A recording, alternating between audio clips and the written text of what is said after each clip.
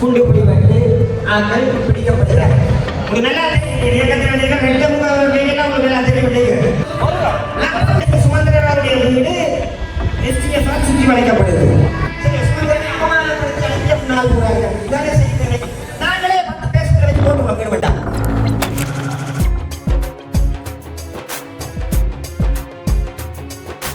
அதுல கூடி எனக்கு ஒரு சின்ன சந்தேகம் இருக்கு. என்ன சுமந்திரன் அனுப்பினாரா என்று ஒரு சந்தேகம் கூடி இருக்கு. ஆயுத போராட்டத்தின் மூலம் தமிழ்நாட்டை பெற்றுக் கொண்டதற்காக போராடின ஒரு இனம். இன்றைக்கு நீங்க போட்ட பாடல்கள் உட்பட இன்றைக்கு எல்லாமே இதுல உள்ள போராளிகள் சார்ந்து நான் உட்பட நீங்க போட்டு உணர்ச்சி வசப்படுத்தி எல்லாம் கலைக்கிறீங்க. எல்லாம் ஓகே. அது ஜனநாயகம். திருவோணமலையில நடக்கி தேர்வு நடக்கி உங்களையும் சிறுவர்களை போட்டிகள் கேட்கி எங்களுக்கு ஒரு சங்கடமாக இருந்தது. இது பலமும் தெரியும், உங்களோட பலமும் தெரியும். எங்களுக்கு இதை நாங்கள் எல்லாரோடையும் சேர்ந்து வச்சது அடிமட்ட மக்களை எழுச்சிப்படுத்தி கொண்டு வர்றது சிவன் ஐயா பொருத்தமானது. மேலிடத்திலிருந்து 3 பாசிகளோடும் வெளிநாடுகளோடும் அரசரோடும் சட்டத்தரமாக இணைக்கப்படக்கூடியவர் சுமந்தன் ஐயா. இருவருமே எங்களுக்கு தேவையான ஒன்று. இது எங்களுக்கு கர்மசங்கடம் ஒன்றை அதில் உருவாக்கி விட்டுருக்கு. இவர் 2 பேரும் கதைச்சு பேசி ஒரு இதுக்குள்ள வந்து ஒரு கழகம் ஒரு செயலாளர்மா வந்தால் மிக நன்மையாக இருக்கும்னு சொல்லி நாங்கள் எதிர்பார்த்து கொண்டிருக்கேன். அங்கே ஒரு சங்கடம் வந்தது 2 பேர். அப்போ எங்களுக்கு ஆர்த்து போட்டாலும் கொண்ட கருவிகளாம் கிட்டத்தட்ட போடப்பட்டது சின்ன வித்தியாசம் தான். அந்த நிலையில் கடைசியாக வெளியில் வந்த நிலையில் உங்களுக்கு அருகில் நாங்கள் நின்ற நாங்கள் நீங்கள் இருவர்களை கையப்படுத்தி எங்களுடைய முன்னாள் தலைவரும் நீங்கள் ஐயாவை படித்து நீங்கள் உயர்த்தி கொண்டு சொன்னது எனக்கு சந்தோஷம். நான் அதை இந்த முடிவை நான் ஏற்றுக்கொள்கிறேன். இவர் வந்து இந்த ஜீவத்துக்கு நான் முன்னாள் தலைவருடன் சேர்ந்து இது ஒத்துழைப்போம்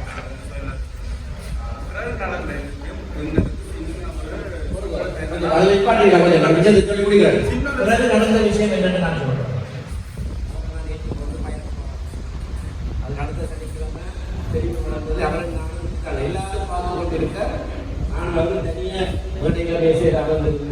நாங்கள் இணங்கினாங்க. யார் யார் இணங்கி அதை அறிவிச்சது அவர் அறிவிச்சது. உங்களுக்கு ஒரு இணக்கப்பாடு ஏற்பட்டு அறிவிச்சு அவர் தலைவர் ஒரு பதவியும் இல்லை எல்லாம் இணங்கி செய்யுது. அது அறிவிச்சது சில பேர் ஏற்றுக்கொண்டு அவரும் வாதாடுகிறார். ஏற்றுக்கொண்டு அவர் ஏற்றுக்கொண்டு வாக்கெடுப்பு சொல்லி மத்தியானம் வரைக்கும் ஏற்றுக்கொள்ளப்பட்டது. அதுக்கு பிறகு நாளைக்கு காலையில் 10 மணிக்கு அவர் தலைவராக பதவியேற்பார் என்று நான் தான் போய் ஊடகங்களுக்கு அறிவிச்சு கொண்டிருக்கேன். எனக்கு வந்து சொன்ன அது ஸ்ரீதரன் ஆலோசனை மாவை சீனாத் ராஜா சொன்னது. மாவை சீனாத் ராஜா அறிவிச்சது. ஸ்ரீதரன் சொல்றேன் நான் சொல்றேன் அதை போய் கொடுத்தோம். நான் செய்தது இந்த விஷயங்களை பார்த்துக்க நாளைக்கு இதை வச்சு பிடிக்க வேண்டும். அவர் அன்றைக்கு இரவே அவரோட பேசி அடுத்த நாள் காலையில் அவரை நான் கூட்டிக் கொண்டு மாவை சீனாத் ராஜா கிட்ட போய் வெளிப்படை அதனால் இது பின்போட்டது மாபெரும் பிள்ளை. அடுத்த சனிக்கிழமை மாநாட்டை வச்சு அவர் பதவியேற்க சொல்லுங்கொண்டு ஐயா சொன்னவர் அடுத்த நாள் திங்கட்கிழமை காலையில கட்சி அலுவலகத்துக்கு வந்து நானும் பாருன்னு சொன்னவர். நானும் போயிருப்பேன். கட்சி அலுவலகத்தில் தலைவராக பொறுப்படுத்தோன்னு சொன்னாங்க. அவர் மறுத்துட்டார். அவர் சொன்ன காரணம் நான் சில பேருக்கு வாக்குறுதியை கொடுத்துட்டேன். அவையெல்லாம் சமாதானப்படுத்த நான் அதை செய்து போட்டு வாங்க அதுதான் ஈடுபட்டது. சரியா? நான் ஒருபோதும் நான் அந்த தேர்தல் பிள்ளை என்பது எனக்கு தெரியும், ஐயாவுக்கும் தெரியும். சரியா? ஆனால் அந்த தேர்தலில் பங்கெடுத்து போட்டு அது பிள்ளை என்று சொல்ற ஆளுங்க நானும் பங்கெடுத்தபடியா அந்த முடிவை நான் ஏற்றுக்கொண்டேன். அது ஈடுபட்டதுக்கு காரணம் நான் அவருக்கு பகிரங்கமாக ஒரு கடிதம் எழுதினான். ஜனவரி 31ஆம் தேதி காலம் தாழ்த்தாமல் உடனடியாக தலைவர் பொறுப்பு எடுக்கொண்டு பகிரங்கமாக கடிதம் எழுதினான். சரியா? ஆனபடியா அந்த குறையை எந்த தலைவர் போட்டுக்கொண்டு நான் ஒன்றும் செய்யலாது.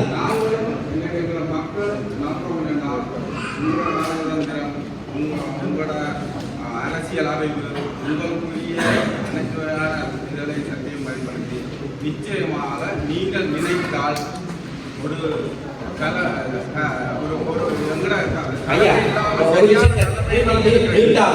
தலைவர் என்ன சொல்லிட்டார்?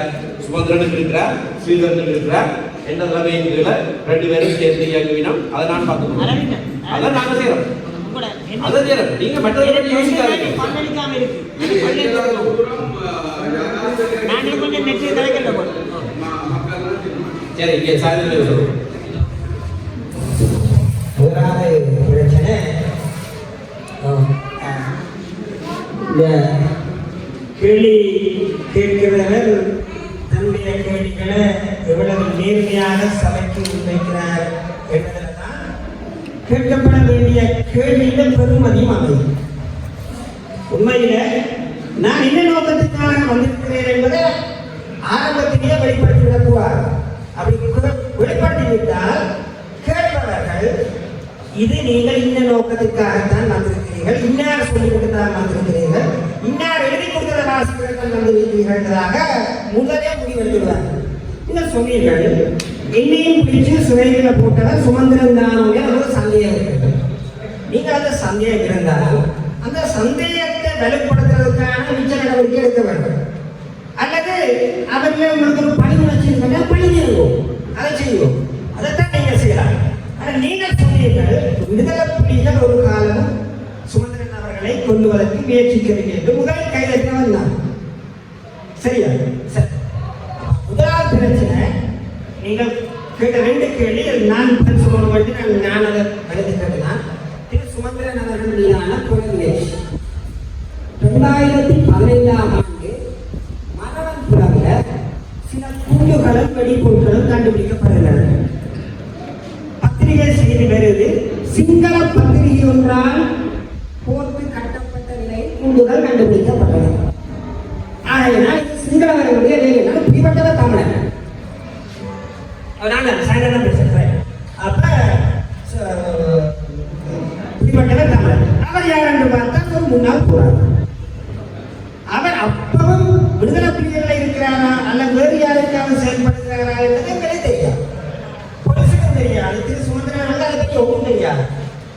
ஆனால் எனக்கு அப்படி தெரிய வேண்டி வந்ததுன்னா என்னுடைய அலுவலகத்துக்கு முன்னால உள்ள வீட்டில் வாடகைக்கு லண்டன்ல இருந்து வந்து குடியிருந்த ஒரு பெண்மணி காணாமல் கூட திடீரென காலையில் இதெல்லாம் குடியில் போட்டான். அவங்க தேடி வராங்க. எந்த ஆஃபீஸுக்கு முன்னாலேயே ஒரு பொம்பளை காணாமல் போகணும்னு நான் தேட வைக்கிறேன். அப்ப எந்த ஆஃபீஸ் என்னன்னா திரு சுமந்திரன் அவர்கள் சாமந்திரியா இன்னைக்கு வர ஆஃபீஸ். அப்ப இது உங்களுக்கு சுமந்திரன் தான் உங்களை காட்டி கொடுத்தாரோ இல்லையான்னு சந்தேகப்படுறா அதை விட 100 மடங்கு நியாயப்படுத்தக்கூடிய சந்தேகம் என்னுடைய சந்தேகம். என்னுடைய ஆஃபீஸுக்கு முன்னாலேயே ஒரு பொம்பளை வந்து லண்டனாக அணிக்கோளும் மரவன் விளவலை கொண்டு முடிப்பட்ட உடனே அவ காணாமல் போகணும். அப்ப அது உங்களுக்கு தெரியாது, கதையே உங்களுக்கு தெரியாது. ஆனால் பத்திரிகையில் வைக்கிறேன். அது நீதிமன்ற வழக்கறிஞரோடு முழங்கி அதில் பல பேர் கைது செய்யப்பட்டு இருவர் இந்தியாவுக்கு தப்பியோடி இப்படியாக இந்த வழக்கு கொழும்பு பிரதான நீதவான் நீதிமன்றத்துக்கு 2015ஆம் ஆண்டு மாற்றப்படுகிறது. 2015ஆம் ஆண்டு நடைபெற்ற கட்சி கூட்டத்தில் நான் இந்த விடயத்தை பேசினேன். பேசிய போது எங்களுடைய ஐயா சம்பந்தன் என்ன சொன்னாருன்னா சைலன் கொஞ்சம் கூட கலைக்கிற மாதிரி கிடக்கிறது, கற்பனை வழங்குற மாதிரி கிடக்கிறது சொன்னார். நான் உறுதிப்படுத்தப்பட்ட தகவலோட காய்ச்சினேன். ஆனா ஐயா வந்து இப்படி கட்சி கூட்டத்தில் இப்படி எல்லாம் கலைக்கிறேன். சரி முடிச்சு. அதற்கு பிறகு முல்லைத்தீவில் ஓஷன் பார்க் என்ற ஹோட்டலில் என்னுடைய மத்திய குழு கூட்டம் நடைபெற்றது.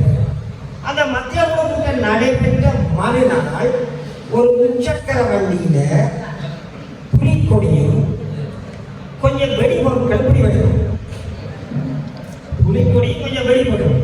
நிச்சயமாக அது விடுதலை புலிகள் செய்யறது எனக்கு தெரியும். ஆனா புலிக்கொடி பயன்படுத்தப்படுகிறது அல்லது எதிரியின் பக்கம் என்று தமிழில் குறைக்கப்பட்ட கிளைமோர் பயன்படுத்தப்படுகிறது. அப்ப அங்கே பிடிபடுகிறது. பிடிபட்டால் பிடிபட்டவர்கள் ஒருவர் ஏற்கனவே மரபன் பிளவு பிடிபட்டு விடுபட்டுவார். இது உங்களுக்கு தெரியும். ஆனா இருக்கு வழக்குகள் இருக்கு, வழக்குகள் இருக்கு. அதற்கு பிறகு திரு சுமந்திரன் அவர்கள் கையில் நடைபெறுகிற ஒரு பொங்கல் விழாவுக்கு பிரதமர் விருந்தினராக வருவதற்கிறார். அப்ப நீங்கள் நாளைக்கு வாரியது அவருக்கு கேட்க அவர் சொல்றார், என்னை ஒன்றும் வெளிக்கிடக்கூடாது என்று சொல்லியிருக்கிறாங்க. எனக்கு எதிராக ஏதோ நடக்கலாம், எனக்கு என்ன தெரிஞ்சது. பிறகு பார்த்தா மல்லங்கோணியில குண்டு பிடிபட்டு ஆட்கள் பிடிக்கப்படுகிறார்.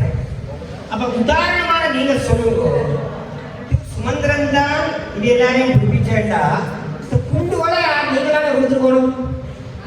அவருக்கு நான் எதிரியின் அவரை வாசமே இல்லாதவரா அவருடைய புதுக்கொடி அவருடைய எதிரியின் பக்கம் வந்து கிளைமோர்.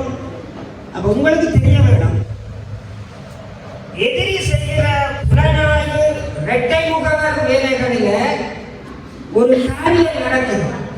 ஒரு நல்லா தெரியும், ரெட்டை முகவர் வேலையெல்லாம் உங்களுக்கு நல்லா தெரியும். ரெட்டை முகவர் வேலையில ஒரு காரியம் நடக்குது. நடக்க எந்த தரப்பு செய்கிறதே தெரியாமல் இருக்கு. 2015ஆம் ஆண்டு ஆகஸ்ட் மாதம் நடைபெற்ற பாராளுமன்ற தேர்தல் தினத்தன்று திடீரென்று சுமந்திரனுடைய வீடு STF சுற்றி வளைக்கப்படுது. சுற்றி வளைத்து வெளியேற வேண்டாம், உங்களுக்கு சொல்லப்படுது. எங்களுக்கு என்ன சூழ்நிலை தெரியாது. ஆனா நான் அதே வாழ்க்கையில் பயணிக்கிறேன். அப்ப எங்களுக்கு 2015 அவருக்கு அச்சுறுத்தல் இருக்கிறது சொன்ன விஷயங்களுக்கு நாங்கள் ஏன் அப்படி சொல்லப்படுறது நாங்கள் சில வேளை அவனுடைய தமிழ் தேசிய இலட்சியத்தின் வீரியத்தை குறைப்பதற்காக கூட எதிரி அப்படியான ஒரு இரட்டை முகவர் வேலையை செய்திருக்கலாம். அவரை தன்பட்ட விடுப்பதற்காக கூட செய்திருக்கலாம்.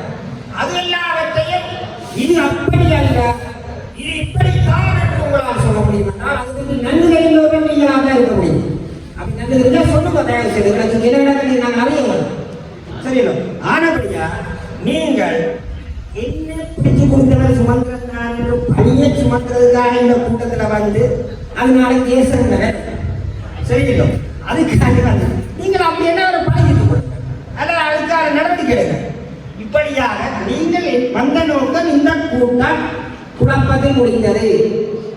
போராளிகள் சுமந்திரனுக்கு எதிராக போர்க்கொடி, சரி சுமந்திரனை அவமானப்படுத்தி அனுப்பிய முன்னாள் போராளிகள் இதானே செய்தி தேவை. நாங்களே 10 பேசுகிற வச்சு போட்டுள்ளோம் ஈடுபட்டா சரியோ. இப்படி நீங்கள்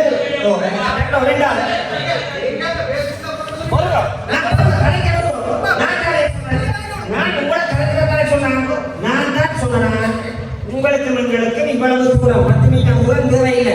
30 ரூபா பக்கத்தில் வச்சு இதில் பேசலாம். நீங்க வேலையில்லை ஏன்னா உங்களுக்கு வீடியோ இருக்கு அந்த ரெண்டு காட்டுங்க அப்படிங்கிறது சரியா. அடுத்தது